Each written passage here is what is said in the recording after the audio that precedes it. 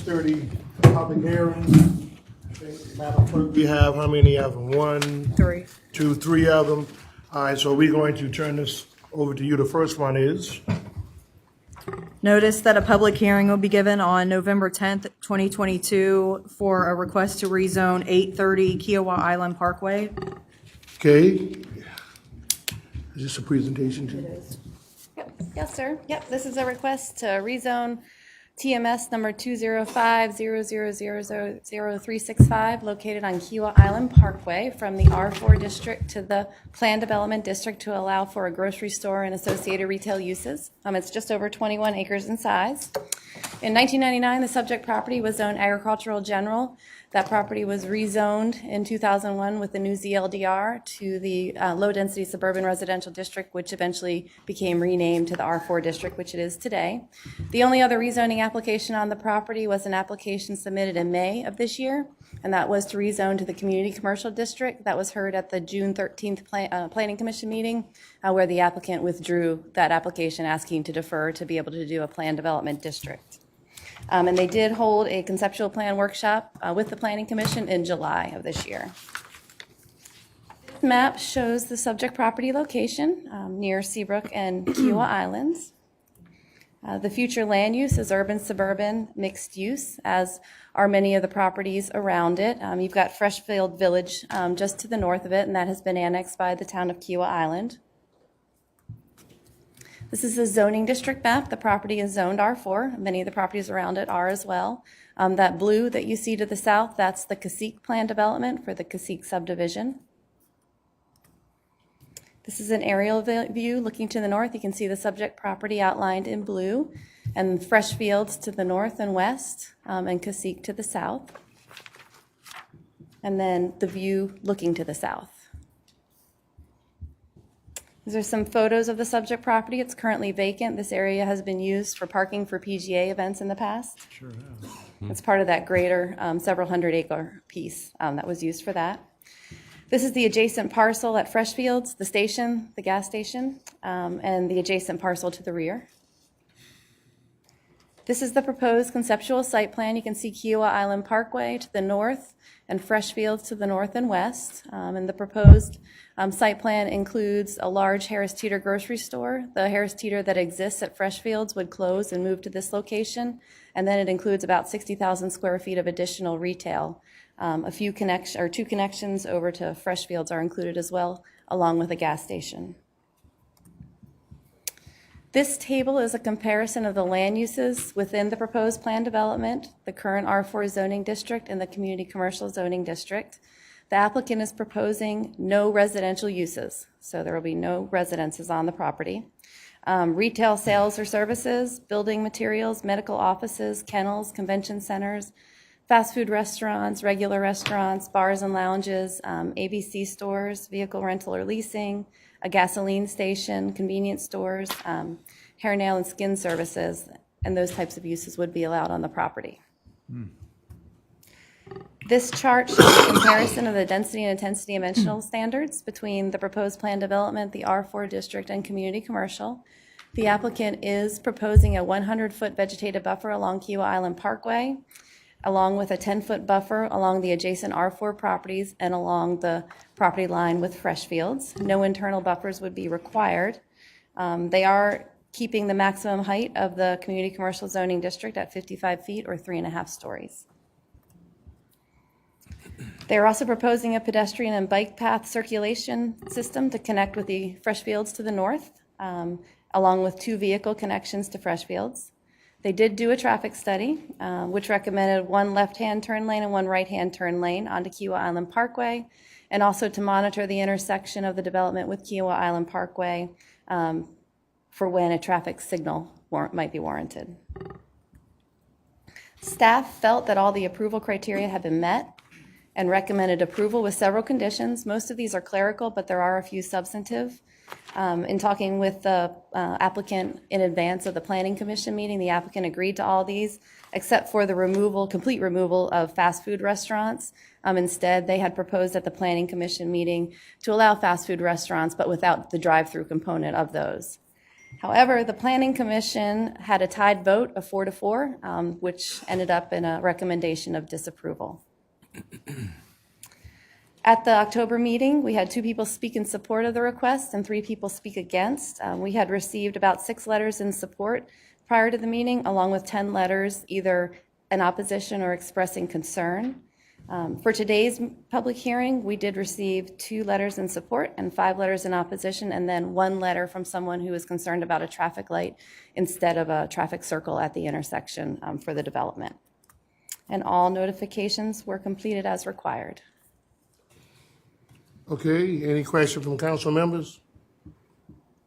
All right, did anybody sign up to speak? Yes, we have Peter Schneider, followed by Herbert Imes, and then Brad Belt. All right, I'm gonna ask you to come up and give your name and address. We give you 2 minutes to state what you need to state. And then if you line up in the order she called you, you can come right up and just pay attention to the, seeing up there when your 2 minutes is up, it will ding. So who's the first speaker? Peter Schneider. All right, your name and address, sir. Peter Schneider, 238 Beautyberry Court. I'm here on behalf of the Cacique HOA. The Cacique HOA is the area closest residential property, 244 homes closest to this. Also very involved with the developer and the community, engaged with them. And I spoke to the Planning Commission. I used to be a planning commissioner in DeKalb County, Georgia. So why did the Planning Commission not approve? Very simple reason. I have a chart here that I think explains it. We want setback from Key Island Parkway. We want integration with Freshfields. I'll show you something on that. We want the look and feel of Freshfields. The current proposal has a problem. And the problem that it has is it is on the front of the property. This is a different plan. On the front of the property, which means it cannot be integrated with Freshfields. So we're going to end up with 2 different commercial districts next to each other in Kiowa. You want to go to the bank, go outside, come around the traffic circle and come in. Want to go to the new Harris Teeter under their plan, go outside, come around and come in. Makes no sense. But fortunately, Riverstone, which is a developer and is acting in incredibly good faith, is talking with Eden's, which recently purchased Freshfields. They're trying to do another plan. The plan I'm showing you here is actually Eden's plan, Freshfields' plan. It puts the Harris Teeter and aligns it with Freshfields. It has 3 connection points for vehicular and pedestrian traffic. This is what the community wants. Surveys we've done, thank you, sir. 79% are opposed to the same thing. Thank you for listening. Thank you very much. Herbert Ames, Brad Belt, Alex Fernandez. Good evening. My name's Herbert. Mic up. There we go. Okay. You're used to this, not me. My name's Herbert Ames. I'm with Eden's. I am from Atlanta, Georgia, 3185 Wood Valley Road, Atlanta. I am a South Carolina native and spent 10 years in Columbia working for Eden's. I am here purely as the adjacent property owner. I really have no prepared remarks other than to say we are working in earnest with the adjacent developer, Riverstone, in an effort to create a plan that is for the betterment of the community and creates a lasting improvement for the Kiowa and Seabrook community. So I'm here really to answer any questions or to address anything from any of the other speakers. So thank you. May I ask this gentleman, Yes, just sir. because he asked that, so you all are the one that owns now the Freshfield property, That's correct. We acquired the property in June. and you are working in concert with the community and with Riverstone in order to integrate the plan that we just saw? Yes, sir. on that. We have been asked to take a look at the plan and connections to the properties and the adjacent developments. So we have offered up some alternative thoughts to the plan that we think maybe work better.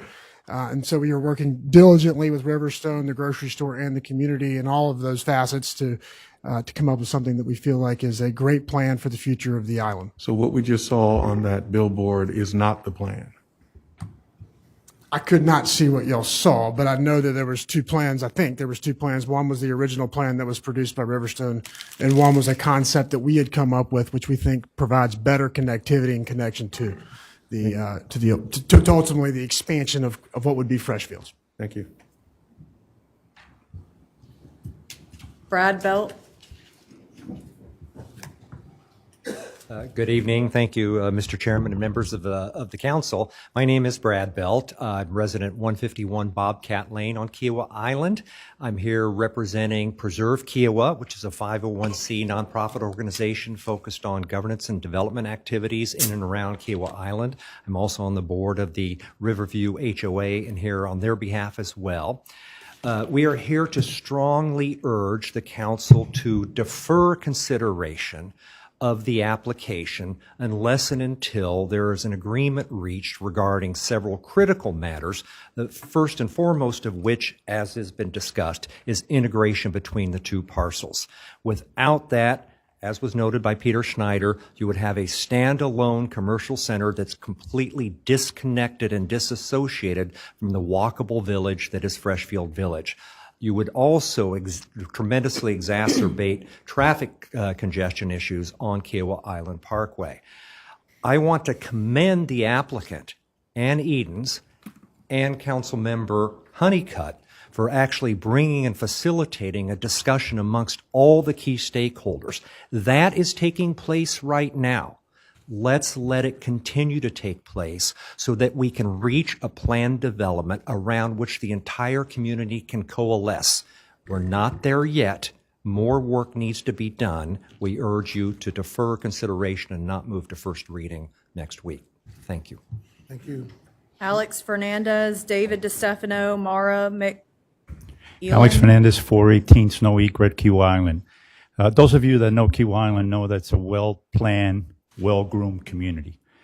I don't oppose any additional commercial building in Kiowa. I think most of the community feels that we do need some additional commercial for our needs. We do oppose, and I do oppose, that this new center is not integrated into our present community, which is Freshfields. That's why the Planning Commission, and I was present at that Planning Commission meeting, I believe that they rejected it because they didn't see the integration that the community is asking for. So I urge you today to postpone any approval on this parcel until further integration of the two centers is completed. Thank you. Thank you. David DeStefano? No? Mara McGowan?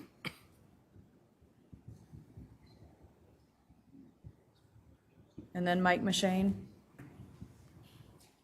Maura McIlvaine, 146 Blue Heron Pond Road in Kiowa. I rise to say that specifically the traffic study that was done and given by the applicant here is not the most recent traffic study that was done. The town of Kiowa did one subsequently and found that without the integration that everyone's been talking about, without a real cut-through, the traffic fails. It fails under the most recent traffic study. Let me tell you one of the reasons, I believe. The applicant did not consider any development. We have more than 460 units on the books right now about to be built. You can't possibly consider no development when you're talking about traffic flow in that area. So what happens if it fails? What happens if that fails? And the impact on the community. And the town of Kiowa study said the only way it works is if there's an adequate cut-through over to Freshfields, a connector over to Freshfields, because the flow of traffic has to be such where you turn into the new development, Andell West, you have to leave through Freshfields and around the Rotary and then back up Kiowa Island Parkway. That is the only way it works. So I also stand to ask that you defer this until the cut-throughs can actually be negotiated with Edens. The representative of Edens stood and said they're working on it. They don't currently have a commitment from Edens on if they're going to get a cut-through and where they're going to get a cut-through. This is clearly way too preliminary, in my opinion, for you to take any action on it. The only other thing I'd like to say is there have been numerous studies of the community. More than 80%, or approximately 80%, in the town survey said they did not want this development the way it was currently drawn. Thank you. Thank you. Who's next? Mike McShane, John Zolgar. Good evening, Mr. Chairman, council members. Mike McShane, 1501 Ravens Point Road on Johns Island. I'm here as a resident of Johns Island to thank the applicant for being solicitous for input from the community and actually added a number of our comments. I'm quite confident that the applicant will work something out on the integration. I certainly understand the importance of that. But to comment on a process that I've been involved in many on these PD, to have an applicant come, they were very receptive to the idea of buffers. They were receptive to the ideas of no residential use in this particular PD. So I compliment them for that. Give them my support. Thank you. Thank you. John Zolgar, Brad McAvane, and then Trenum Walker. Evening, John Zolgar with the Johns Island Task Force. A couple things. One is the developer has said there will be a connection, and I just talked with a guy from Freshfields, and he said, yes, they do have an agreement for a connection, just to be clear. Where exactly the connection is in question, but there is an agreement. You can ask him back. I just did, for a connection, so I'm not sure what that's all about. And the other thing was there's a lot of things about the entire community, and what I missed out on all that was Johns Island. Freshfields is actually closer to Johns Island than it is to Kiowa, probably by a mile or two. Mm-hmm. And so, from the standpoint of the community, which includes Johns Island, we're talking about a larger grocery store. That portion, the southern portion of Johns Island, needs a larger grocery store. From the standpoint of the community, we need more gas stations down in the southern part of the island. There's just a small little gas station down there right now. There'll be a large gas station. And believe it or not, a small thing, but it's pretty important. With Johns Island, where almost every house has a boat in the front yard, there was no place to get marine gas on all of Johns Island. This will have marine gas, according to the developer, which would be fantastic. So for those reasons and the fact that there's already an agreement to have a connection between the two developments and keep the traffic off the road, would like to really see this get going and for you to approve it when it comes time to vote for it. Thank you very much. Thank you.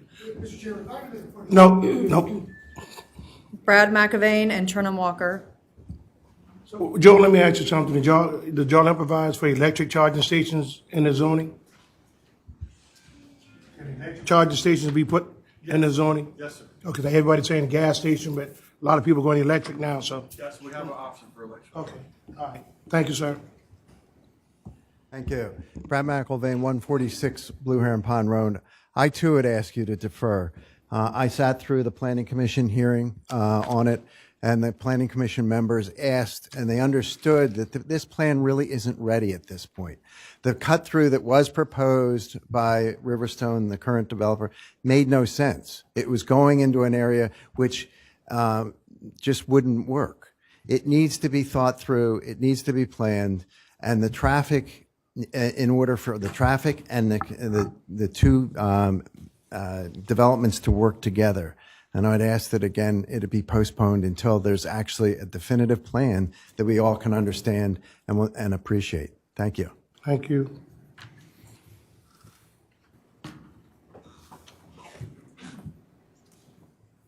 Good evening. My name is Trenum Walker. I'm here on behalf of the applicant. You would normally see Chris Karate here in my place, but because of the weather, he didn't come down from Richmond. I want to let council know that we have been working collaboratively for over 2 years, first with staff and then with a considerable outreach program, thanks to the facilitation of Councilwoman Honeycutt, who's been acting as an intermediary. We're well aware of the concerns about the connection. We'd also like to emphasize that we have been modifying the plan all along. And as you know, and staff said, first it was going to be community commercial, but there was an objection to certain uses in community commercial. And so the only way those uses could be excluded, including residential, was to go with a PUD, and that's what we did. We met, as you heard, with folks who had comments on the design, the landscaping. We changed that. They had other comments that we took into account. As you heard now, the big concern seems to be access. Access was always intended. It hasn't been identified. The discussions are ongoing. What we're going to do is we're going to ask that council defer first reading and the Planning and Public Works Committee meeting by a month so that these discussions can continue, and hopefully we can come out with something that satisfies everybody. It's hard to have something satisfy everybody, and we hope that the perfect doesn't become the enemy of the good here. Last thing I'd like to do, Chairman Pryor, is let you know that somebody commented on electric charging stations, and those will be included at the project. Thank you very much. So if you want to defer, just send a letter to me and Joe. Okay. And then we can, I can make that decision to defer for 1 month, which would be December 1st or either December 15th. December 15th. Would that work for you? That's fine. All right, we'll give you the December 15th. We'll document it in the next day or two. All right, just send an email to Joe and me, and then copy Joe and the administrator. Very good. All right, thank you. All right, that's it for that public. All right, takes care of that. The next one, It's a public hearing given on November 10th, 2022 to request to rezone 3245 Mill Street and 3355 Dunmire Hill Road from low-density zoning to the Mill Crossing Estate Plan Development. okay?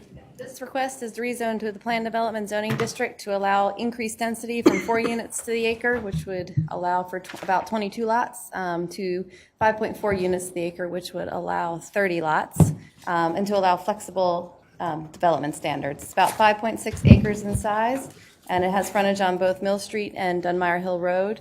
In 1994, the two subject properties were part of a 9.6 acre parent tract that was zoned agricultural residential. Agricultural residential went away with the 2001 zoning ordinance and became RSL, and RSL was renamed to the R4 zoning district. The lots were subdivided from the parent tract in 1999. This is our first rezoning request on the property, although there have been several subdivision requests that were submitted but never followed up on by the applicants. In January of 21, the applicant presented their conceptual plan at a planning commission workshop. So this is the location of the subject property on the future land use map. As you can see, it's in the north area. The future land use for the subject property and the surrounding properties is urban suburban mixed use. There is some commercial recommendations along Highway 78.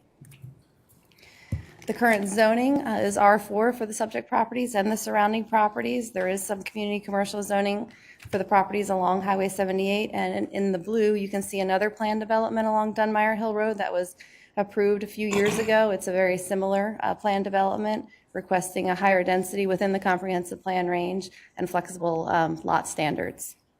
And that one is currently under development. As you can see here on the aerial, it's that the properties kind of to the southeast of the subject properties. And this is an aerial view looking to the north. And photos of the site. It's currently vacant. The adjacent properties. There are mostly residential uses in the area with some civic and institutional uses. This is the conceptual site plan. It's got one main thoroughfare running through it with access both to Mill Street and Dunmire Hill Road with 30 lots on it that are intended only for single-family detached residential use. No accessory structures, accessory dwelling units are requested. Short-term rentals are not permitted, and accessory uses, including home occupations, would not be permitted. This is a comparison of those land uses in the plan development that I just discussed alongside those that are allowed in the current R4 zoning district. The main difference is the density, going from 4 units to the acre to 5.4 units to the acre. And then R4 allows a lot of other uses that you can see listed here, either by special exception or subject to conditions that would not be allowed in the plan development. This chart shows a comparison of the density and intensity standards between the proposed plan development and the R4 zoning district. Like we talked about, the maximum density is requested to be increased to 5.4 units to the acre. A smaller minimum lot area is being requested, going from 5,000 square feet to 4,000 square feet.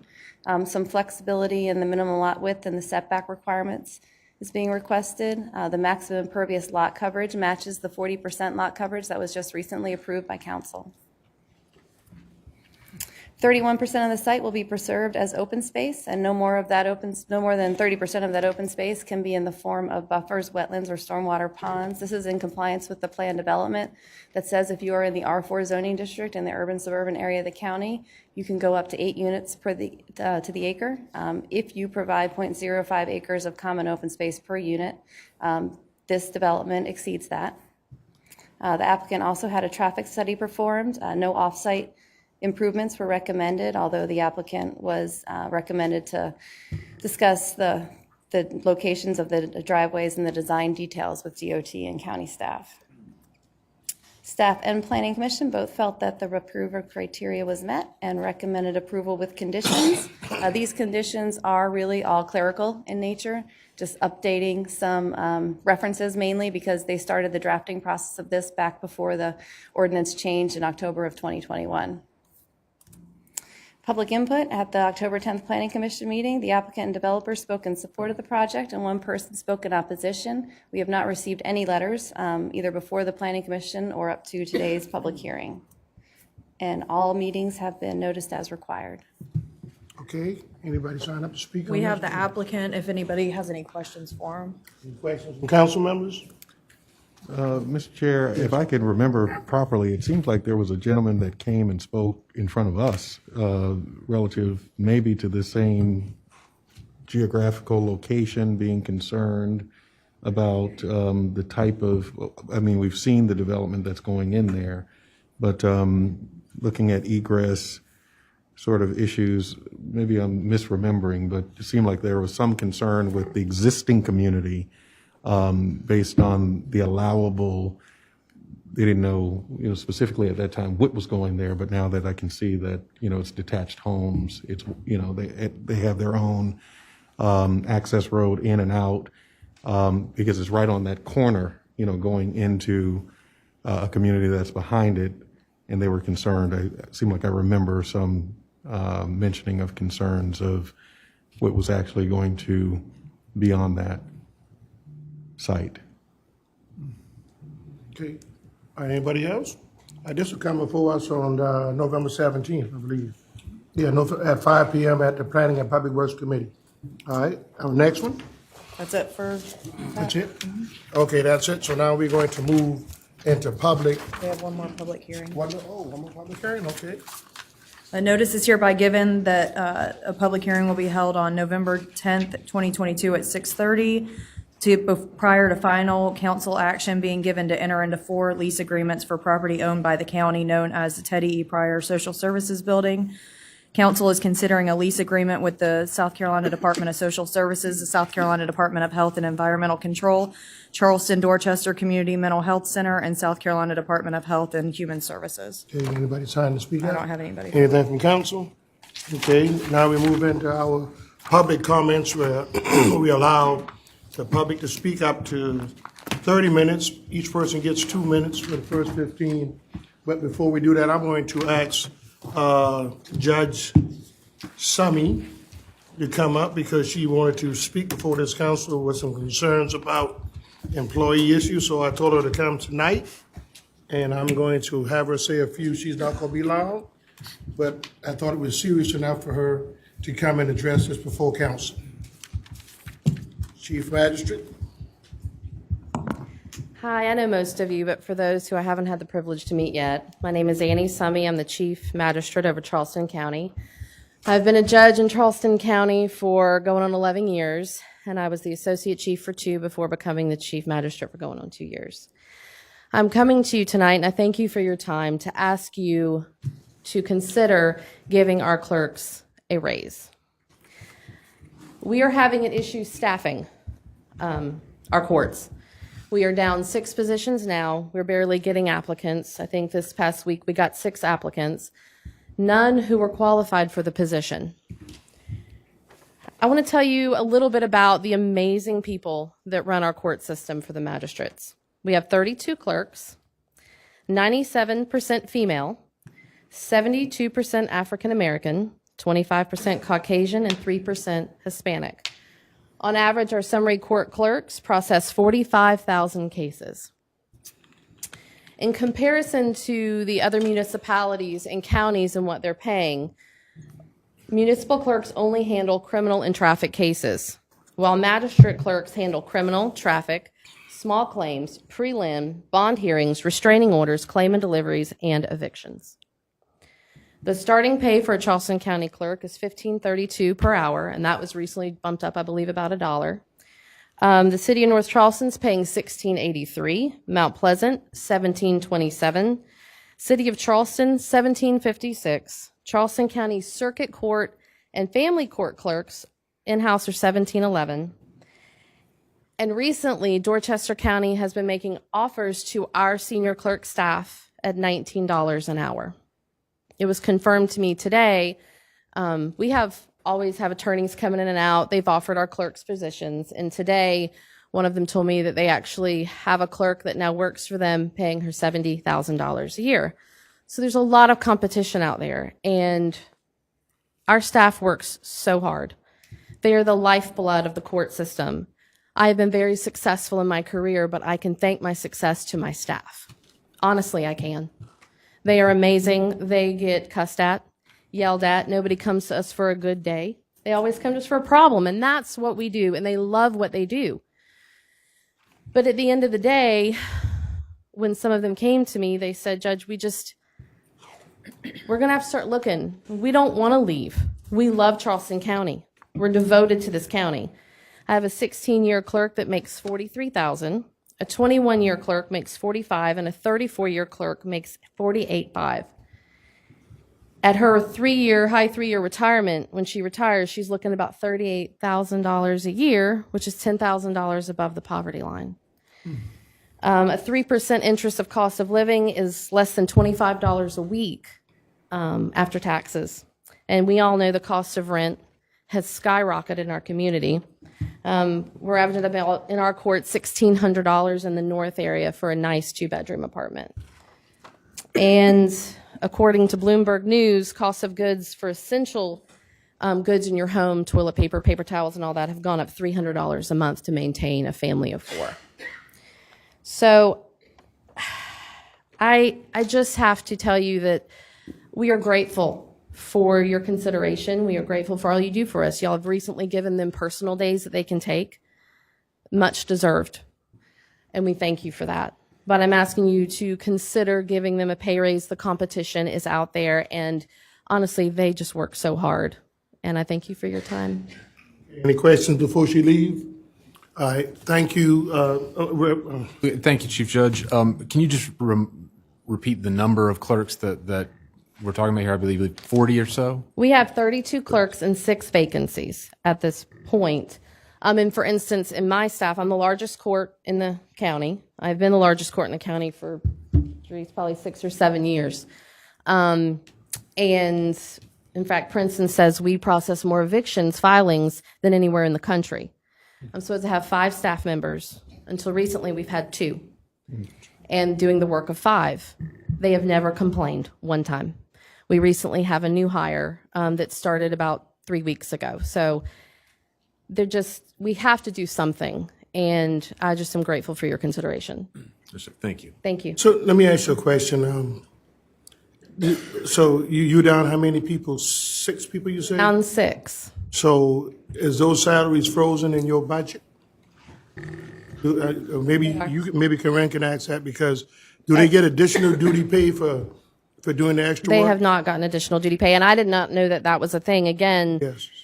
So what I'm asking to do is to get with the administrator and the finance, Corinne, and then find out what we can do with additional duty until we can. I think we're waiting on a pay study to come in within another month or so, because we've been trying to get it done, but they say they had some delays because of COVID. But if those positions are not being used, that money can be used to give additional duty pay until we can get you up to speed. well, I appreciate that very much, and I know they do. I have some clerks that came with me today and wanted to come in here, and they're just, y'all, I'm so grateful for what they do. Right, you know, I always say we're all the same size piece of a puzzle, and if I don't have them, we can't operate. All right, and so till we get that rectified, Mr. Administrator, can you look into that? Yes, sir. And get with them and make something happen, because I don't want to lose good employees. Thank you. Yeah, because you got to train more people, and by the time you get them trained, they're ready to leave and go somewhere else. So it's just a revolving door. Mr. Chair, Yes, sir. might I also ask, because I think I asked 2 years ago, for the salary study, and we were studying it, and I've still yet not heard of any findings or results or when we are actually able to level up everyone in the entire county so that we're not doing these things department by department. I think when I asked Corinne last week, I think you may have left, and she says they were behind and they expected something in 30 days, I think you said, Corinne? Ms. Altenheim, I'm sorry. Sorry, I actually got an update about this earlier this week. We are anticipating results from the consultant next week. So let me also ask, because I know we've been down this consultant trail before. So we receive the results from the consultant. We hear the hemorrhaging per department area within the county. The sheriff made a presentation last week. We have now the courts. I'm certain there will be somebody else, who has the same concern. How soon from receiving the report from the consultant are we then poised to act on these matters? It depends on council. You get the information, it depends on how much it's going to cost and what council wants to do about it. Am I correct? Yes, sir. So as soon as we get it, we'll look at it and figure it out, and we got to figure out how we're going to pay for it and what we want them to do to make it happen. So if we It's can. a serious thing, and of course, I've said it years ago, and continue to say it. And thank you, Chief Magistrate, because it highlights and exacerbates, a very urgent issue that we can't continue to ignore or kick the can down the road, and we cannot do it piecemeal, like this. People Yes. are coming in because once they hear of a agent or a department that receives, then they're lining up to do the same thing. We need to level up the entire county one time. When we get that report, we'll have a chance to do that, sir. Okay? So if we got that information, I guess our next meeting is on the 17th. I don't want to flood the agenda, but this is urgent, so if we can have that prepared for the next meeting. Sir, that's going to be impossible for us to do. We need staff to be able to analyze what the consultants give us before we can even present All right. it to the county How administrator. about December 1st?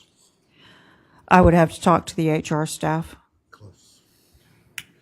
All right, so December 1st is only about, because we only got 3 more meetings left. Well, 4 more meetings left. And really, I want to look at getting something done and getting this done before year's end. So, if it takes working staff a little longer, I'd like to see it by the 1st of December. And have that information ready if council is in agreement with that. Hearing no objection. Well, let me ask Ms. Altenheim, because I thought she was about to say something before I object. Will that give you sufficient, because we don't want, a rushed report, and we want you to have the time and diligence to be able to go through it, to come and intelligently present it to the administrator and to us. And so if it's going to rush and not adequately capture what we need to do, and we have to come back, then what is a reasonable time frame in your estimation? My estimate would be it's going to be at least a month that we receive the information and give us an opportunity to take a look at it. I would remind council that this is a market study, not a complete compensation study. So whether there were positions that were selected by each of the departments that we were requested to take a look at. So we're not looking at every single position within the county. All right. 2 weeks, we probably have an idea in a couple of weeks or so. So if, let's plan for the 1st. If we can't, then we can move it down to the 15th, or we can call a special meeting.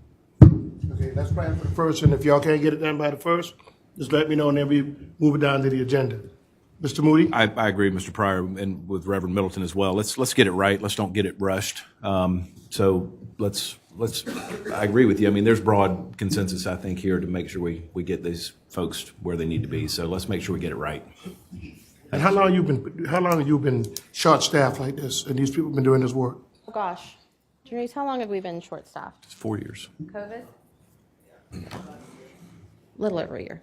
I mean, I know that everybody in the community, right, is fighting for employees and everything. Right. And I can tell you just briefly the type of work, as I know you have lawyers on the panel, they know this is not easy. And they have to swallow a lot of time, their pride and their comments, and they serve the public so well. All right, well, thank you for coming, and we're going to look into it. Thank you all so much for your And- time. I really All right, appreciate and it. please get with Mr. Tootin Okay. about that additional duty pay until we can get this thing caught up. All right, thank you. Thank you. All right, so now we're going to move into public comments where we allow the public to speak. How many we got signed up? We have 13. All right, so we give everybody 2 minutes. Who's the first? Brian Derberry, Michael German. Okay. State your name and address, and we give you up to 2 minutes. Good evening, Chairman Pryor and Council. My name is Brian Dearberry, 643 Faulkner Drive, Mount Pleasant. I'm President and CEO of the Charleston Metro Chamber. This evening, I bring the support of over 1,600 businesses and 165,000 employees. I'm asking Council to allow salt marsh projects to proceed without variance. We see this as a quality of life issue. The availability of title credits is crucial to enhance the capacity of our transportation network while promoting a balanced approach to environmental regulation. When businesses make the decision to call Charleston their home, we want to ensure they stay for years to come. Our business leaders are in constant competition with other markets for great talent. If we cannot enhance the capacity of our roads, employees will look to other markets where they do not have to sit in traffic hours before their workday even begins.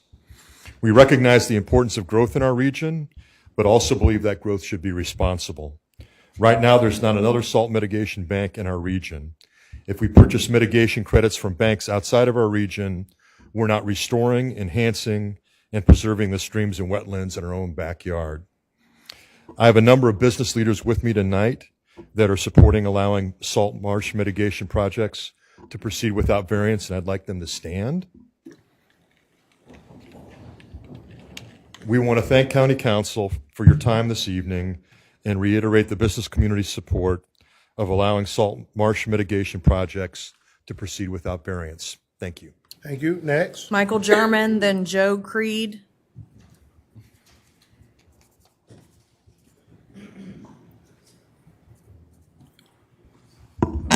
Good evening, Michael German, 1707 Snowden Road. I'm here again.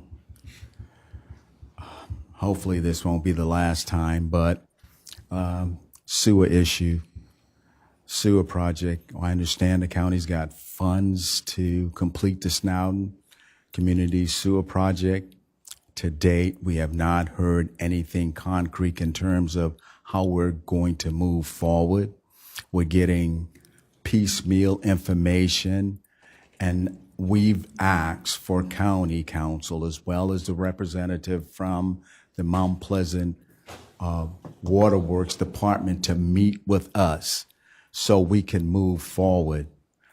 We passed an ordinance that says that annexation cannot be a prerequisite of getting the service. The town of Mount Pleasant agreed to have existing homes in close proximity to sewer lines to tie in. That seems to me a simple way forward. We've got some lines that's just been laid into communities. However, those residents are in the county where the lines are literally in front of their homes are not able to tie in because of there's no clear path forward in terms of what we need to do. I don't think we're asking for a whole lot. And we've been asking for these things for over 30 years. The funds is there. We need to meet, and it can't be. To move forward, it has to be a team. We need to be a part of that so we can help facilitate what needs to be done because nothing is getting done. Please make this a priority issue so we can move forward. Thank you. Okay, all right. So, Mr. Chairman, just to let you know, we're waiting on Mount Pleasant Waterworks. I sent a letter to them asking for a meeting, and I hadn't heard back from them yet, but I'll make sure, Ms. Clerk, would you do that again and put ASAP on it so we can give them some type of resolution? And Mr. Pryor. okay, hold on. And then, Mr. Sass, when we get that date, I'd like for you to be in there. That's your district. I'd like for you to be in that meeting too. with Mr. Want to be Wood. there, please, Yes, sir. Yes, sir. Okay, we met with Mount Pleasant today, Ms. Chandra. Chairman, we met with Mount Pleasant Waterworks today with 2 representatives and had some initial discussions on identifying what was needed in order to move forward to support the Mount Pleasant community and also, and particularly the Snowden community. And so we are working with staff to look at eligibility requirements for the use of the funding, as well as working with them so that they can canvass the residents that actually want the connection. Mr. Chairman, might I also ask? Okay, hold on. Let me go, Mr. Darby first. No, sir. Yeah. No, sir. Rev Middleton got it, sir. I was just going to ask, based on the community itself, is it appropriate to, they may not necessarily be included in staff-to-staff conversations, but is it appropriate to at least give them some idea as to, the movement or that things are not stalled or stymied? Because, we would not have even known this tonight if Mr. German didn't come and then you didn't make this, make your presentation tonight. So do we inform them at all to keep them at least abreast? Mr. Middleton, Is that appropriate to do? we held the meeting with Mount Pleasant Waterworks at 2:30 today and finished at almost 5 o'clock. And so I'll work with staff to see what options are available to do that. Thank you. Okay. All right. Thank you, Mr. German. And as soon as I get that information back and we meet with them, we might want to ask one of y'all to be in the meeting as well, too. Okay, thank you. Okay. All right. Joe Greed, Sarah Sturr. Good evening. My name is Joe Greck at 1329 Moss Path, Mount Pleasant, South Carolina. I'm the CFO at South Carolina Federal Credit Union. I'm asking the council to allow the salt marsh projects to proceed without variances. In a time where recruiting and retaining employees is harder than ever, we cannot afford to exacerbate our traffic problems any further. Mitigation credits are essential to enhance the capacity of our transportation networks. The average mitigation credit is $60,000. In the current deal structure, the Charleston County has purchased mitigation credits at a reduced cost of 25%. A no vote today would cost the county almost $14 million. As a financial professional, I urge the county to allow the salt marsh mitigation projects to proceed without variances and act in the best interest of the taxpayer dollars. Thank you very much. Thank you, sir. Sarah Sturr, Larry Kabrowski. Well, I'm here to first thank all of you for your service to Charleston County, but with that service comes a responsibility to look out for your citizens. I'm on the opposite side of what you've heard tonight. Can you give us your address and your name? Oh, I'm and sorry, I address? forgot. Sarah Sturr, 6862 Point Farm Road, Wadmalaw Island. Thank you. That's why I want to ask you to vote no, excuse me, on the proposed zoning changes. These changes will take away the public's ability to participate and be heard. It would strip the BZA of its review process to guard and protect our marshes and our environment. Although several council members have responded to letters saying we've had ample opportunity to voice our concerns, that's not what is in question here tonight. What's in question is taking away the right to the public to weigh in on decisions for future projects. These proposed zoning changes came about in response to a single project on Wadmalaw Island. It would impact the marsh buffer to benefit the Point Farm Mitigation Bank. Mitigation banks certainly have their purpose, that they've said, but buffers also have their purpose. So we would like to do our job to assure that rules are followed and protect our marshes. The request has been denied by the BZA, and now the county is looking at zoning changes to accommodate this project. It would give in-house personnel the ability to change variances. Our laws are put in place to protect the public, allow for transparency, and allow the public voice to be heard. The BZA is in place for that very reason, and serious consideration should be given to changing these zoning laws. I ask again that you vote no on these changes and allow our current laws to do its job and let the public be heard. Thank you. Next. Larry Kabrowski, Melanie Hammond Trace.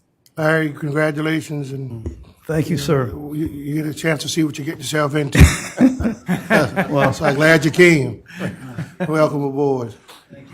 You'll be getting a letter from me too. I think she sent it out today, as well as Mr. Boykin, and congratulating you and giving you some more instructions. So, Thank you sincerely. yes, sir. Larry Kabrowski, 402 Seabreeze Lane, Sullivan's Island, and I'm just here today with a sense of awe and humility, and I know we have big shoes to fill, and I have great respect for the awesome task that you have. I'm just here to say hello, and I have to say I have a sense of deja vu. I had the honor of serving with Mr. Moody's brother on the school board and with Mrs. Sunday's mother on the school board many years ago. So I felt I had a remark in that, and with the school board's attorney. So I feel I know some of you, but again, I'm just here to say it's an honor and thank you for what you do, and just my sense of awe and humility, and I look forward to working with each and every one of you starting in a few weeks. Thank you, sir. All right, thank you for coming, and you're welcome to come. And, you'll be getting a copy of the agenda packet on a weekly basis, whatever we have, so y'all can have. So you're welcome to come and sit in the audience, so you can be up to speed. But For the opportunity, I look forward to it very much, and thank you for taking that time to do that. You're welcome. All right, thank you. You're welcome. Melanie Hammond Trace, Margaret Hollett. Good evening, Melanie Hammond Trace, 1265 Calais Drive. I would like to thank all of y'all for your service. I know that it's often a thankless job. I'm here to ask council to allow the salt marsh mitigation projects to proceed without variances. At this point, we need infrastructure improvements, and they're critical to the future success of our county and our community. As a business owner in Mount Pleasant, I already struggle with the same type issues that you've heard from your own employees here tonight. People have a hard time getting to work. Workforce housing's a problem, and anything that we put as a step that slows down the process is just another impediment to us moving those things forward. So, as a business owner and a resident of this county, I urge you to adopt the proposed amendments to the Charleston zoning and land development ordinance that will allow the projects approved under the federal mitigation programs to proceed without the need for a variance. Existing regulations in place by federal and state agencies over the mitigation banks are sufficient to ensure the success of restoring and preserving wetlands. So, thank you for your time. Thank you. Margaret Hollett, Alexandra Purrow. My name is Margaret Hallett, and I live at 6701 Point Farm Road on Wadmalaw. Thank you all for serving on County Council. I know it is equally rewarding and frustrating. The way I understand things is this. The Wadmalaw Mitigation Bank and the amendment to the ZLDR ordinance are two separate things. Mr. Pryor was talking about the past at one of the last meetings and thinks that we had plenty of opportunity to voice our concerns. I was the one who never received notification from the Army Corps of Engineers. Wadmalaw citizens did have a couple of opportunities to voice their concerns, and they did. The BZA heard from them, and because of that, the BZA denied the mitigation bank. The process worked. Now it is in the council's hands, and you can vote to deny the mitigation bank, or you can overrule the BZA and approve the mitigation bank. The problem is that this amendment to the ZLDR ordinance is denying future public participation in any mitigation bank in the county. This is just not right. This amendment should be denied. At one of the last meetings, Mr. Darby asked what the amendment had to do with losing $14 million. If he is confused, then Lord help the rest of us. Perhaps in the future, the council should not distribute funds until all of the entities have made their final decisions. Please vote to deny the amendment. Thank you. Next. Alexandra Puro, Mike Machine. Hi, my name is Alexandra Puro, and I'm at 1125 Bradford Avenue in Charleston. I actually don't mean to take away from any of these ladies and gentlemen that are up here speaking, but wanted to ask for some possible special consideration for a site plan review. I did just meet with them and talk with them over Zoom, and they were very informative and very helpful. But I'm looking to try and open up a farm stand on Johns Island. I've had some on James Island that have been very successful. I do operate the town market on James Island. I work hand in hand with the mayor and everybody that is within that office. But I found through speaking with site plan review just an overwhelming amount of things that they are asking us to, or requiring, such as putting in a curb, a separate driveway when we've got two roads that we can enter into this parcel on, parking, I mean, all kinds of stuff. And we're looking at possibly farming the property, as well as having other farmers and representing all these small farms as well. So I'm just asking that you guys could potentially look into this a little bit further and see if there's anything we might be able to do to be able to proceed and open up the farm stand. I did bring some pictures if you guys wanted them. None of the businesses surrounding this parcel have a curb. None of them have sidewalks. None of them, some of them do obviously have their own set of parking spaces and things like that. And then I did bring a little sketch of what we would potentially want to put in there. But I just appreciate it. And if you guys have any questions, we'd love to kind of help and facilitate and see if we can do something. Okay, if you give that material to our attorney right there. Sure, thank She'll you. make sure we get distributed. Thank you so much. Mike Machine, David Brown. Mr. Chairman? Yes, sir. Good to be back with council a second time. I'm here in my capacity, Mr. Chairman, as serving as chairman of the State Conservation Bank Board to bring endorsement to, you'll be looking at a number of greenbelt projects. And I just want to highlight, the state is participating in several of those, and highlight two. One is the Botany Bay Heritage Preserve expansion. I had the pleasure of serving as chairman of DNR when we took on Botany Bay as a heritage preserve. That is now approaching 10,000 people a month visiting Botany Bay. It's become quite an active visitor spot. And the second project, Mr. Chairman, that I know you're quite familiar with is the Ingleside Weber Park in North Charleston. I'm pleased that your support gave the state confidence to not only put state money in, but to apply for federal dollars through coastal wetland grants through the Open Space Institute's work there. And I think that we'll be very successful in doing that. And the state and the federal grant will amount to almost $3 million by the time that's done. So with that, and I thank Eric Davis and his staff for the work they've done on Greenbelt in general and their collaboration with the state staff at the Conservation Bank. Thank you. Thank you, sir. David Brown, Barry Whalen. Good evening. My name is David Brown, and I'm the Human Resources Leader at Keon North America in Somerville. I also reside at 2709 Canebrake Lane in Mount Pleasant, Charleston County. Our company has been located in the Low Country for 37 years, and we have more than doubled our number of employees since 2017. Our company currently employs approximately 350 people in Dorchester County and an additional 30 employees in states all across the country. Due to economic factors and geopolitical risks, we are planning to onshore a significant amount of manufacturing capacity into South Carolina into the next several years. So much so that with this ramp up, we expect the number of people we employ in the Low Country to double in the next 4 to 5 years. Many of these new employees will be relocating to our community, the Tri-County area, from other regions of the country, and many of those folks will aspire to live in Charleston County. Quality of work life for our current and future workforce is certainly impacted by challenges associated with commuting to our locations in Somerville. As I personally have lived in a neighborhood in Charleston County on Highway 41 for the last 17 years, I can attest to the fact that commuting to the north area and to Somerville in Dorchester County is much more challenging than it was just 10 years ago.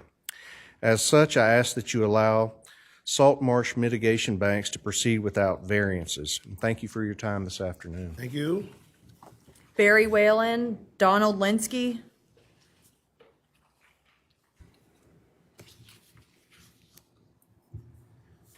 Good evening, Chairman Pryor, Council. Thank you for your service. I'm Barry Whalen, live at 130 Dunham Avenue. I support the ZLDR amendment regarding saltwater mitigation banks. There's an intensive approval process in place with public input for these critically necessary banks. It spends a great deal of time and cost to get through. Adding more time to this process through additional public review only delays environmental benefits, drives up the costs of these extremely expensive credits. Since these credits are an important part of road permits like main road traffic improvements, they've become even more critical. I moved my business to West Ashley 30 years ago and have had numerous employees suffer through hundreds of hours of traffic delays waiting for the permits that would use these credits. We need the credits and these roads permitted now before the next traffic jam or hurricane evacuation. Please vote for this amendment. Thank you. Thank you. Next. Donald Linsky, Adrian Lordy.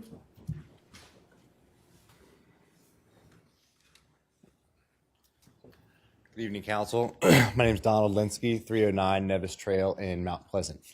I'm here to ask Council to allow salt marsh mitigation projects to proceed without variances to assist with promoting future infrastructure needs in our region while keeping a focus on local preservation of wetlands.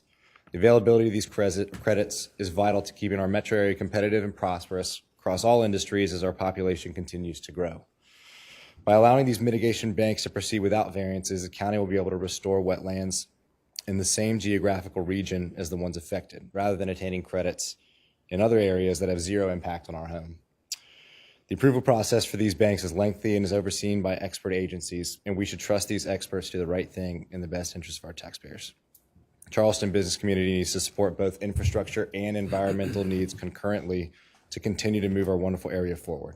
So I please ask you to consider these needs of the entire county when you vote today to allow salt marsh mitigation projects to proceed without variance. Thank you, sir. All right, and our last person is Adrian Lordy.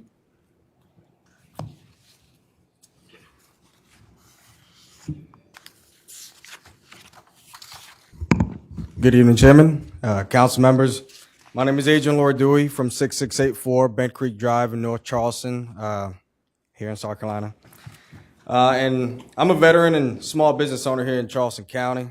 I'm here today to ask the council to allow salt marsh mitigation projects to proceed without variances. As the owner of Buena Vista Information Systems, it's pretty hard to retain talent, find talent, especially in the areas that my business is in, and to the places that we have to respond to for our clients, right? I've been to a lot of beautiful places in this earth. I've been deployed to a lot of different places, and I chose to come here to Charleston because the splendor and the beauty is just unparalleled. But the traffic, that's another story.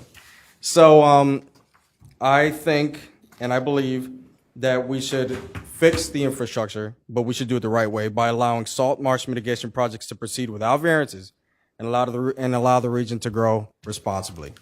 Thank you. Thank you. Okay, that concludes our public comments. We're now going to move into our regularly scheduled county council meeting. I'm going to ask Ms. Honeycutt to lead us in prayer and Ms. Worsler to lead us in the pledge. Let us pray. Father God, we thank you for this day. We thank you for bringing us here safely. We ask that you give us wisdom, that we hear what is being said, and that we do what is right for the citizens of Charleston County. Father God, let us lead well tonight and leave this place safely. Thank you for the opportunity to serve, and it's in your name we pray. Amen. Amen. I pledge allegiance to the flag of the United States of America and to the republic for which it stands, one nation under God, indivisible, with liberty and justice for all. Okay, we move to item number 1 is the Freedom of Information Act. In compliance with the Freedom of Information Act, notice of meetings was posted and agendas were distributed to news medias and persons requesting notification. Okay, excuse me, item 2 has been removed. Item 3 is third. Mr. Chairman, I would actually like to make a motion to either continue the table that I did 30 days ago, or to ask that we table for an additional 30 days, whichever is necessary, according to the attorney. And if I get a second, I'll explain my reasoning on that. Okay, I'll second for discussion. I don't know where this is going, but I'm curious. Okay, roughly 30 days ago, I actually made a motion to table third reading, and the reason was I felt like both sides to this issue, and we all know this is a bigger issue than simply an ordinance change here. I felt like everyone actually supports the mitigation bank, but what we wanted was a better product. Okay, so I made a motion to table in order to let the two sides, the interested folks on Wadmalaw and also the owners of the property, to try to talk and just try to work something out. I think there was difficulty in even doing that initially, but I have heard that more recently, perhaps some talks have occurred and perhaps they were productive. So what I propose is that we actually extend the tabled motion for another 30 days, but only if both sides agree. I think there are Wadmalaw folks here that can speak for Wadmalaw, and also landowner folks here that can speak for the landowners. And if either side objects to my tabling the motion for an additional 30 days, then I'm out of the way and we'll vote tonight. So, Mr. Pryor, I ask that you allow both sides to basically state whether they are okay with continuing for 30 days the tabled motion. Mr. Chair, might I ask, and maybe the attorney, because I am with Mr. Swears in that original tabling, and then I got some clarification as to who the parties actually are as it relates to having some of these dialogues and discussion. And unlike what's going on Kiwa Island, what we've dealt with in my district with developers and or the community mitigating or facilitating conversations with those groups in order to come up with a consensus based on a project moving forward so that everyone's happy. Certainly, I am for the folks on Wadmalaw having all of the rights and opportunities that are afforded to them, but I'm asking for clarification. Who are the parties? Because to my understanding, when we send people back, it is the county who's a party, no? Or somebody, and then the landowner. So please clarify that for me so I can understand what we're sending back. I will do my best, and Mr. Swears, please correct me if I'm wrong, but your motion the last time that you made the motion to table was, when you mentioned parties, you indicated that those parties to be the owner of the mitigation bank and the residents of the town. I was not talking, when I say party, I'm not talking in legal terms. Right. And when I say parties, I am. That's what I wanted to get clarification, because. And so when I say parties, I'm speaking solely to the fact that there are parties involved in actual litigation, which do involve the county and the owner of the mitigation bank. And might I also extend that when we send them back, whoever them are, to discuss with the community, it has no bearing on the legality of the matter at all. Thank you. And so whether they agree or not, and see, that's where I was sort of twisted up like a pretzel. And so I think I've untwisted myself now. Because if we send them back, meaning the residents from Wadmalaw, Point Farm, et cetera, it may be a nice exercise, but based on the legal component, the Point Farm owner does not have to necessarily comply. That's correct. Well, actually, Go ahead, madam. I was just acknowledging. Okay, you finished, Reverend? I just wanted I will that actually clarification. amend what I'm requesting to actually simply ask the property owner's representative if they object. And if they object, then we vote. Why, My question is, and I'm not going to belabor the time, why would we get involved in the landowner and the community? I mean, if the community goes to the landowner and he wants to change, that's between them. I mean, the county we shouldn't be dragged into this, because I think what we're doing is now we're trying to force him to come to the table.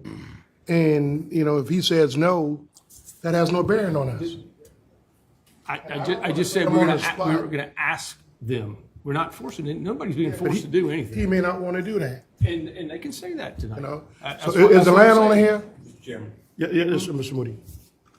The landowners are representatives are right there. Mr. Moody, well, that's not like Mr. Moody. Is enough. This just stall, delay, threaten, sue. It's enough and enough. This has been going on for 3 years. Let's call the question on Mr. Schweers. If it's tabled, it's tabled. If it fails, then let's call the question on the vote. Okay. Let's done with this. Call for the question. Madam, this is to, Table. to table for another 30 days. That's what they'll be voting on. Mr. Chairman? Yes, sir. Part of that was to get a response from the landowner.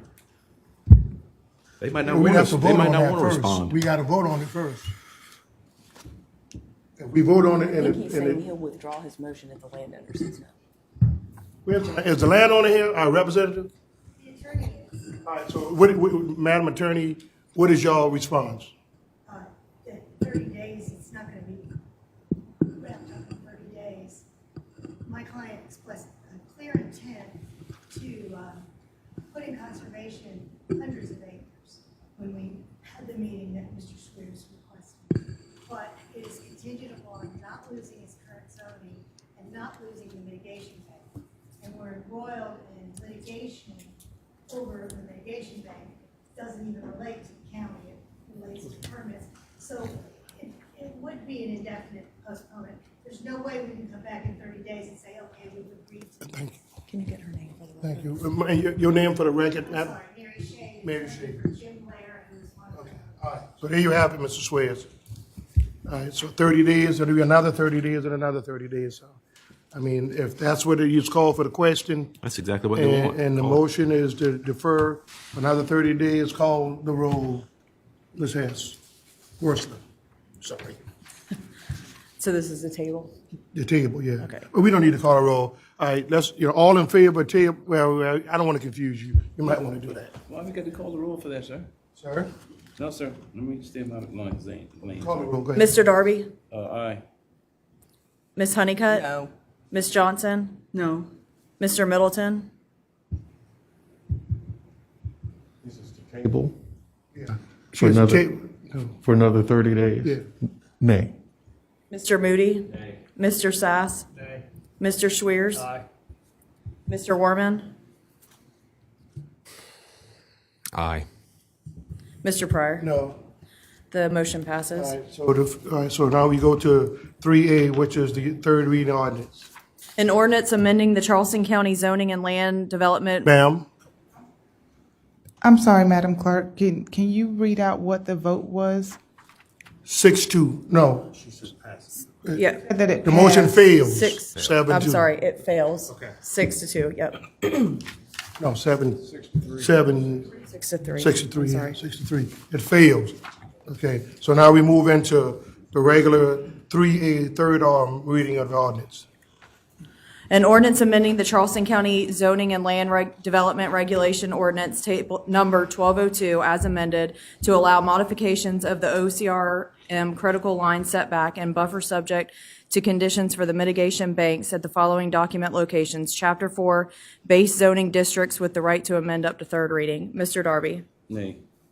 Ms. Honeycutt? Aye. Ms. Johnson? Aye. Mr. Middleton?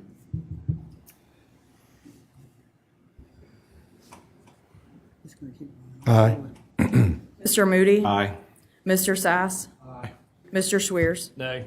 Mr. Warman? Nay. Mr. Pryor? Aye. The motion passes 6-3. Okay, 3B, removal of trees subject, allow removal of trees subject to conditions mitigation bank, third reading. An ordinance amending the Charleston County zoning and land development regulations, ordinance number 1202 as amended to allow removal of trees subject to conditions in association with the mitigation banks at the following document locations. Chapter 9, Development Standards with the right to amend up to third reading. Mr. Darby? Nay. Ms. Honeycutt? Aye. Ms. Johnson? Mr. Middleton? Aye. Mr. Moody? Aye. Mr. Sass? Mr. Swears? Mr. Warman? Hey. Mr. Pryor? Aye. The motion passes 6-3. All right, we now move to 4A, which is second reading, Madam. An ordinance to further amend the agreement for a development of a joint county industrial park by and between Charleston County, South Carolina, and Colleton County, South Carolina, provided for the development of a jointly owned and operated industrial business park so as to include additional property in the Charleston County as part of the joint county industrial park. Mr. Darby? Aye. Ms. Honeycutt? Aye. Ms. Johnson? Aye. Mr. Middleton? Aye. Mr. Moody? Mr. Sass? Aye. Mr. Swears? Mr. Warman? Aye. Mr. Pryor? Aye. The motion passes with 9 ayes. 4B, An ordinance to further amend the agreement for the establishment of a multi-county industrial business park for properties located in a redevelopment project area by and between Charleston County, South Carolina, and Colleton County, South Carolina, providing for the development of a multi-county industrial business park so as to include additional property in Charleston County as part of the multi-county industrial park. Mr. Darby? Aye. Ms. Honeycutt? Aye. Ms. Johnson? Mr. Middleton? Mr. Moody? Aye. Mr. Sass? Aye. Mr. Swears? Aye. Mr. Warman? Mr. Pryor? aye. The motion passes with 9 ayes. All right, item 5A is ZLDR amendments, request to consider. What is the pleasure? Move for approval. Second. Is that up to third reading with amendments? Sure. Okay, moved and seconded. All in favor signify by saying aye. Aye. All opposed, ayes have it, first reading. An ordinance amending the Charleston County zoning and land development regulations, ordinance number 1202 as amended at the following document locations. Chapters 4, 5, 6, 7, 8, 9, and 12 as amended. Okay, item 6A, B, and C, what is the pleasure? Approval A through C. Is there a second? Second. Discussion? All in favor signify by saying aye. Aye. All opposed, ayes have it. Item 7A, B, and Without objection, I'd move that we approve items 7A through 7K. okay, is there a second? Second. Second by Ms. Honeycutt. Any discussion now? Mr. Swear. I would like for 7A to be separated. Move for approval items 7B through 7K. Second. All right, all in favor of the motion signify by saying aye. Aye. All opposed? Ayes have it. Mr. Mooney, now you go to 7A. You want to recommend for approval? Move to approve that. All right, you second, Ms. Honeycutt? Yes, sir. Okay, any discussion? Yeah, yes. Mr. Swears? I will, I voted for it previously, and I'll probably vote for it again tonight. But I would like to know, though, we seem to have random things coming to us now. The vetting process is being, we're doing an end run around the vetting process on some things we're doing here. The sheriff came with her proposal. Judge Summey showed up tonight with her proposal, and Mr. Singleton showed up with his proposal. For all three of those requests, there are processes that could have been followed but weren't. Okay, that's troubling. And again, that's three of them in the last, two meetings? So for the item on the agenda right now, 7A, again, Mr. Singleton did a wonderful job explaining what he was trying to do and the goals there. What are the measures that we're going to have to know he's successful? Is he going to report to us? Is staff going to vet this before the check is actually written? Mr. Swears, I'll answer that question, but I'll let Corinne follow up. This will be just like any other contract we do when we go out and we partner with people. They go through the 990 process, they go through the IRS process, and if they meet the qualifications, then staff will give them the check or whatever is due to them. And if they don't meet the qualifications during the year, when they come back with funding, then they'll probably be denied. Now, if I'm wrong, Corinne, you can follow up, but just like we do anything else with the CRDA, CVB, all those people on the contract, and they do it that way. But Ms. Ottenheimer, you can, They had gone through a process. This is not. no, they don't, There's Mr. no Swayze. process. They go through the here. budget. Sorry. We will handle this as we do other sorts of contracts. They'll have a contract. They'll indicate how they're going to use the money. At the end of the fiscal year, they'll have to report to us back how they use the funding that they received. Okay, and there were a number of other funding mechanisms that were going to be put in play. I think the city of North Charleston was one that. What dollar value were they asking from the city of North Charleston? Do y'all recall? For that group there, where North Charleston is allocated $1.2 million next Thursday. To this same group? No, they only get $100,000, I think. I don't know what it is, but I think they asked for more than that, but you can. I'm thinking if we could at least put a contingency on it, that if North Charleston donates their requested amount, then the county will also donate our amount. I just feel like we're out on our own on this thing. Some of y'all may be more familiar with this group than me, but I am not familiar. Thank you for your comments, Mr. Swayze. Anybody else? Okay, all in favor of the motion signify by saying aye. Aye. All opposed? Okay, the ayes have it. Let's see, we move to, that's it. Now we move to council comments. I'm gonna move to my right, Reverend Middleton. Happy Veterans Day to all who have served and those who are currently serving in our armed services. And congratulations to our newly elected council persons. I believe one is online watching, and certainly Mr. Kabrowski, who's here. And to those who were reelected, Ms. Honeycutt and certainly Ms. Johnson, very hard-fought, well-run race. Thank you. All right, Mr. Swayze. Nothing. Yes, sir. I got a couple of things tonight to say, sir. Mr. Chairman, members of council, the words of Dr. King still ring true in my ear. He made a momentous statement. There comes a time when silence is betrayal. And if you were to analyze those words, you'll see that the truth, that those words are indubitable. I come this afternoon to say, sir, that... Speaking to the mic. I come this afternoon to say tonight, sir, that the Democratic Party of Charleston County is dirty, hypocritical, and cruel when it comes down to voting for qualified African Americans. The devotion and the fidelity that African Americans evince toward the Charleston County Democratic Party must be eviscerated. When I look at the numbers countywide between white Democrats and black Democrats, the numbers were appalling. And African Americans of Charleston County need to teach the Charleston County Democratic Party a lesson. It is sick. I thought I was in the twilight zone of 1877 and 1890. It's just that bad. And I am going to do everything possible within my circle, because November 2024 will come. And I'm tired of being used by the Charleston County Democratic Party, taking the African-American vote for craziness. And we got black leaders sitting on their backsides and won't say anything when it comes down to Charleston County Democratic Party. I don't care who gets upset. I really don't care. But I'm sick and tired of them taking advantage of the African-American vote. It's appalling.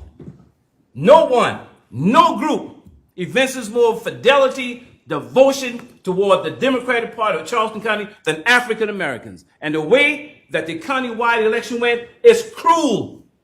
Mr. German, it's sick and it's not fair. But November 24 will come. And I think we need to teach the Democratic Party of Charleston County a lesson. Thank you, sir. Ms. Honeycutt? Yes, sir. Congratulations, ma'am. I just wanted to say thank you to the voters of District 9, those who participated in the process, and I look forward to representing all of those constituents for the next 4 years. Thank you. Thank you. Ms. Johnson?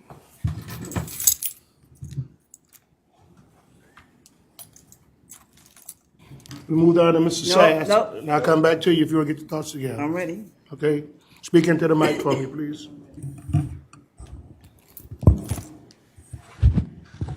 First, I want to say thank you to this council for allowing us to put the former council member, Councilman Lonnie Hamilton Jr.'s name on this building.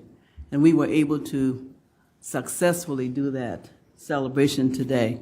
So I commend you for following up on the request that I made to put that gentleman's name on the board while he was alive, while he is alive. It is really something to be able to experience seeing your name go on a building, and especially when you know that you've worked hard in the office, not to have your name put on the building, but to have someone recommend your name because they feel like you've done such an exceptional job. And today we got a chance to hear of some of the things that, or accomplishments that Mr. Hamilton was involved in. He mentioned talking about the recycling of the garbage that we were burying, and talked about the EMS department being started here, and a number of things. And one thing I think that really stood out mostly was he talked about the relationship that he had with the council members, irregardless of party. He was able to get things done through a relationship, a friendly relationship. I was glad I was here to hear that. I'm sorry we didn't have a recording for you all who were not in attendance. Maybe somebody might come up with a video or two later that they can share with us, but it was an awesome presentation here today, and I'm just thankful that this council and I was a part to make sure that this happened. The second thing I want to say is, I wasn't going to talk about the election, but I did experience several things happening during the election time, and I have talked with our election commissioner, director rather, Mr. Kramer, to let him know that one experience, a young lady went to 4 different locations, 4 on Johns Island, before she was finally allowed to cast her vote. That's an awful thing. How many people would go to 4 different places? But she was determined to vote. And I know that because I witnessed that. I was right there. I was frustrated as hell to see that she had to go back and forth, back and forth. And I guess partly understood that when there's a change of address within the last 30 days, then it's difficult to get that address in the system because they cut off in 30 days the changes that could be made. But we should have something in place to address that manually, which it finally was addressed. But after going back and forth so many times, 4 times. And then I had several people to mention that when they pressed the button for one name, they saw another name come up. They got it corrected. Luckily, they were astute enough to insist that someone, the manager, comes and help them to get that corrected.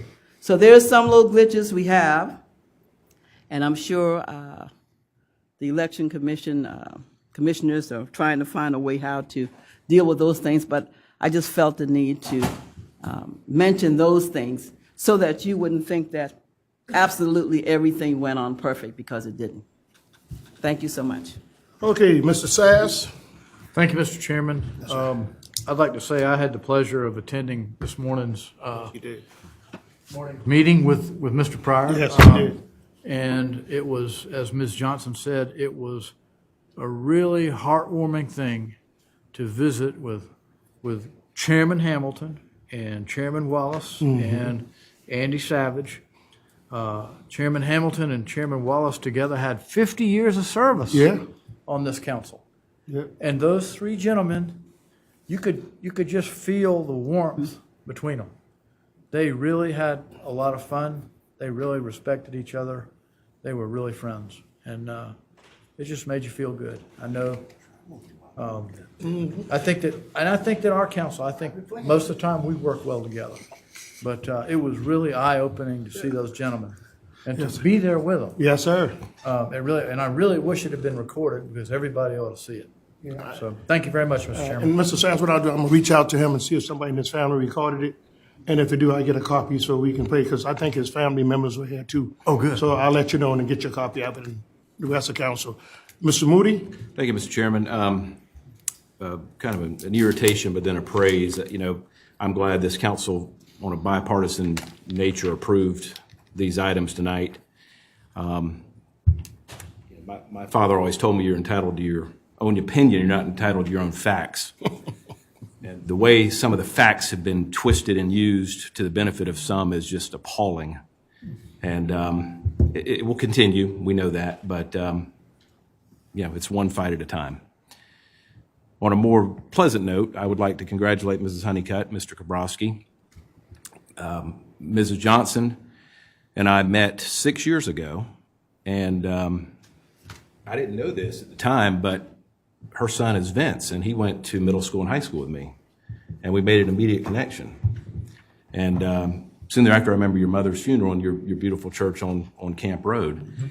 And so Miss Johnson and I, that come from two different worlds, made an early connection. And I've always enjoyed working with you. I've always appreciated your passion, your love of the libraries, not just the one on Grimble, but all over the county is something to behold. You have a lot to be proud of. The parks out in your district that have been constructed, just your advocacy it left me in awe sometimes, and I appreciate your service. And the folks of your district, we're excited. New blood is sometimes good, but I want to tell you that I am proud to have served with you, and you have a lot to be proud of. Thank you, Mr. Chairman. Thank you so much. Enjoy it. She got 3 more meetings. So I know, I got a couple more, but I didn't want to get lost. To in preach the all shuffle. tonight. Yeah, All right. I'm saving that. Okay, Professor Worley. Thank you, Mr. Chairman. No, I would echo what's been said. Congratulations to everyone who's been elected and reelected, and Ms. Johnson. You've got a lot to be proud of for running a hard race and running and fighting hard for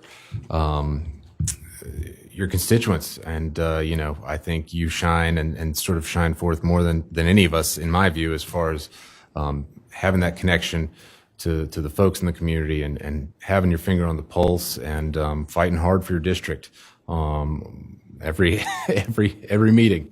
And it has been an inspiration, and we're not done. We've got a few more meetings left, and we've got some more work to do, and I'm looking forward to that as well. Okay. Madam Esquire? Mr. Administrator? No, sir. All right. So, Mr. Darby, I heard your passionate speech, and this has been going on for a while. We tried to address it years ago, and I think we got ostracized, but it didn't matter. But I concur. And maybe it's time to look in another direction, Ms. Honeycutt, y'all got room in the party for me and Mr. Darby? Come on. The big tent. I don't know. Bradley, y'all got room in the party? Bring it. I'll take you and introduce you. We jokingly said that many years ago, and people wanted to recruit us. But Mr. Darby is correct. And Mr. Darby, not only are you frustrated, I was watching a video today that Pastor Dixon basically said the same thing that you were saying, and he said it's time to call the people out because they're only serving the select few and not the many. And so I know you're passionate, and I'm going to be standing by your side whatever you decide to do. Thank you, sir. We came in this together, and God willing, and the creek don't rise, we're going to leave in it together. So, whatever you need me to do, I concur. There has to be a message. There have to be some changes because, it's just awful. from what I saw countywide too. And I'm glad you brought that to my attention when I read the numbers. Mr. Smalls, the Keith Summey Library, two things. I think y'all left the R out of his name. It's R. Keith Summey. They only got Keith Summey up on that building. You can look into it. Maybe he might be satisfied with the Keith instead of R, but it's Raymond, so he always put an R. So I don't know how much difficult it'd be to put an R to it. And ribbon cutting. Are we gonna be able to do that before the year's end? Right now, we're looking at the CO for the 15th of December. So, but the books and so forth won't be in there. No, I understand. But it's do possible. We can do like we did the Social Service Center. Yeah.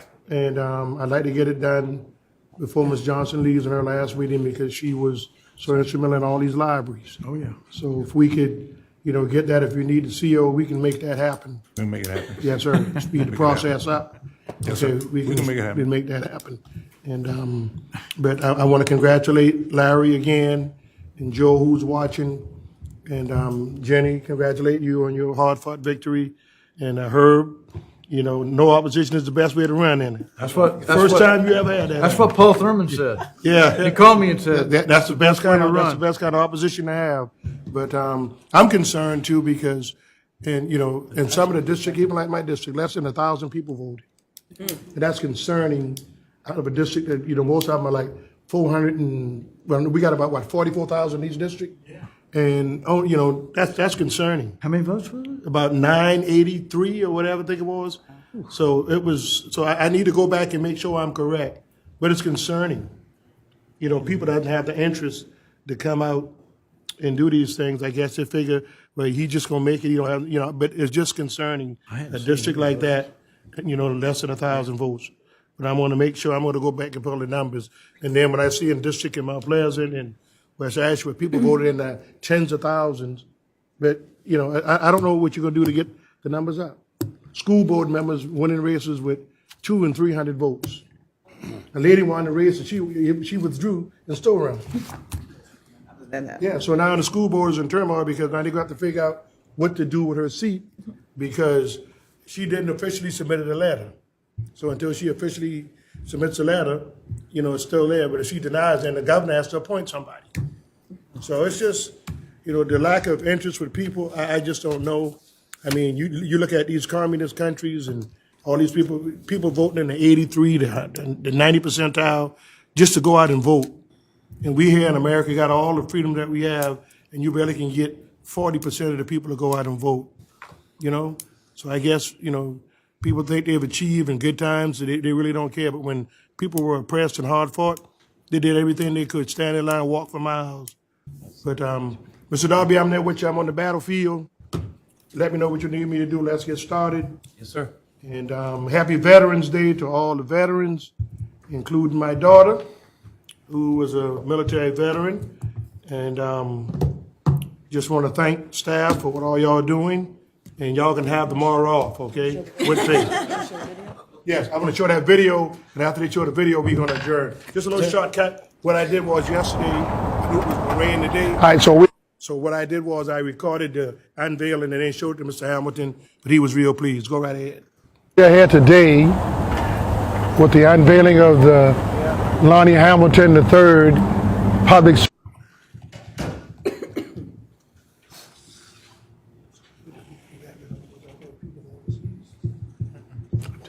It was really something to be here. Watch those guys talk. Okay. Yeah, that's right.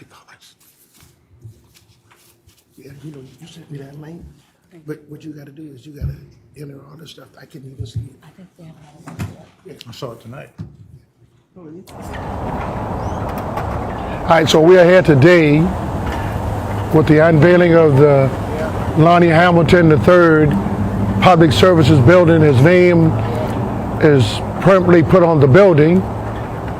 For many years, we came in and out of this building, and I never knew his name was not on the building until Vice Chair Lady Anna Johnson brought it to my attention, and I immediately brought it to County Council. Okay, and so today we are here to unveil the Lonnie Hamilton III Public Service Building for his 24 years of service to Charleston County Council and throughout Charleston County. So, Mr. Hamilton, we salute you. I praise God you got a chance to see this happen in your lifetime, and I know that you and your family really, really will enjoy this, but it just touches my heart so much to see your name on this well-deserved building.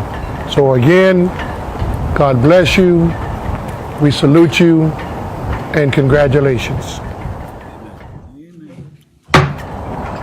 That was good. Left.